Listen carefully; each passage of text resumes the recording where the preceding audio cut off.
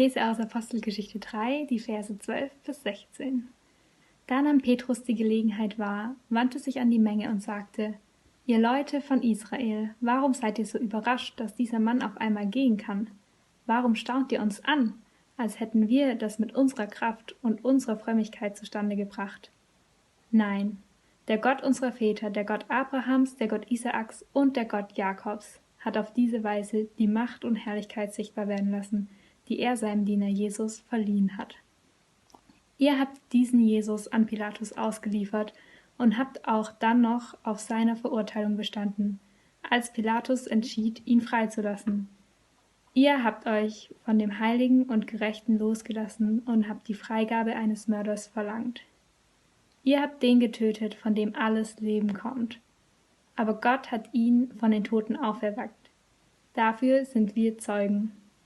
Und jetzt ist der Mann, den ihr hier seht und den ihr alle kennt, durch sein Vertrauen auf den Namen Jesu und durch die Macht dieses Namens von seiner Lähmung geheilt worden. Der Glaube, den Jesus in ihm geweckt hat, hat ihn vollständig gesund gemacht. Das könnt ihr alle bezeugen. Hi, hier ist Bob Hatton. Ich wünsche einen schönen Tag. Ich wünsche euch Gottes Segen an diesem Tag. Dies ist wieder eine Ausgabe von der Mutmacher und ich wünsche, dass wir ermutigt werden an diesem Tag. Ich habe heute ein bisschen, vielleicht ein schwieriges Thema, was ich versuchen zu erklären will. Und das kommt von gestern, von diesem Wunder, was wir durchgelesen haben. Wunder von diesem gelähmten Mann wurde geheilt. In Vers 4 hat Petrus zu dem Mann gesagt: Schau uns an. Und natürlich, der Mann hat sie angeschaut. Aber jetzt in unserer Lesung von heute, als alles dann beginnt sich zu bewegen und die Menschen kennen den Mann, der gelähmt war und kann jetzt springen und gehen und macht das ein bisschen überschwänglich. Es sammelt sich eine Menschenmenge und Petrus sagt dann zu denen: Was schaut ihr uns an? Also in Vers 4 sagt: Schaut uns an.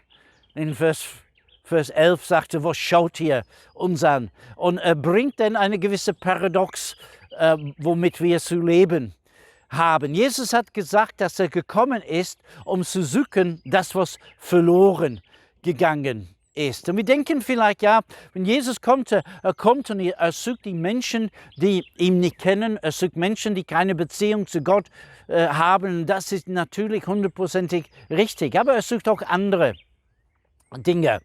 Gott hat Adam und Eva geschaffen, ganz am Anfang, und hat sie in den Garten von Eden hineingesetzt und sie sollten herrschen über alles. Sie sollen über die Tiere herrschen, sie sollen über die Natur herrschen, hat ihnen einen Garten gegeben, sie brauchten nicht viel arbeiten, das hat irgendwie alles ist so von alleine gewachsen, aber sie sollten das alles pflegen.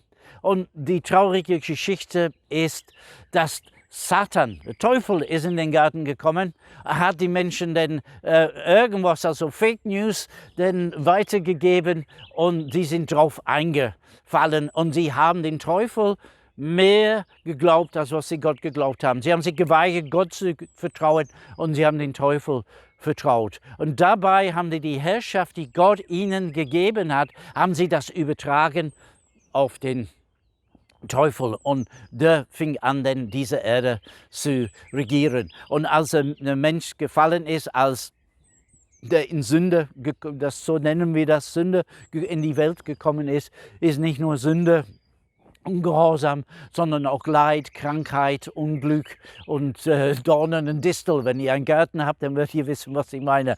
Die sind auch dann in die Welt gekommen und das Leben wurde dann auch etwas schwerer. Nun, Jesus sagt, ich bin nicht nur gekommen, um das Verlorene zu suchen, sondern ich bin gekommen, nicht um gedient zu werden, sondern um zu dienen, um mein Leben als Lösegeld zu geben für die vielen.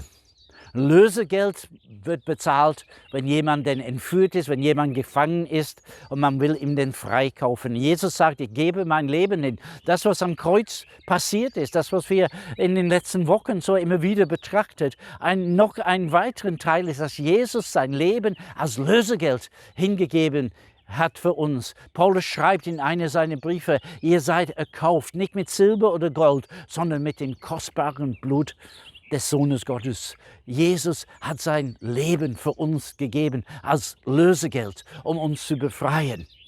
Nun, Johannes schreibt in seinem ersten Brief, dass die ganze Welt ist im Argen. Die ganze Welt ist unter der Einfluss, unter der Herrschaft des Bösen. Und der Sohn Gottes ist gekommen, um die Werke der Finsternis zu zerstören. Und das ist dann, was in diese Geschichte hineinkommt. Er kommt, um zu suchen, was verloren ist. Menschen, die verloren sind, aber auch um das, was verloren ist, wieder uns wiederzugeben. Das, was verloren ist, wiederherzustellen. Paradiesische Zustände hier auf Erden herzustellen.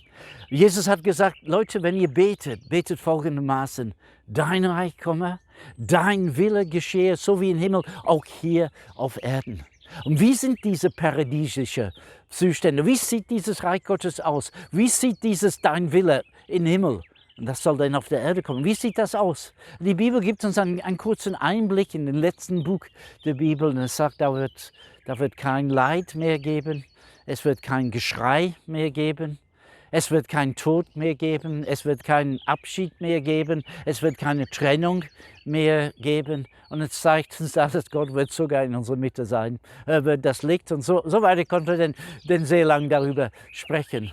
Und wir leben jetzt in einer Zeit, wo wir sagen, ja, das Reich Gottes, diese Zustände, sie sind da, aber das Paradox ist, sie sind noch nicht da. Und so manchmal können wir sagen, schau auf uns, denn das Reich Gottes ist hier angebrochen.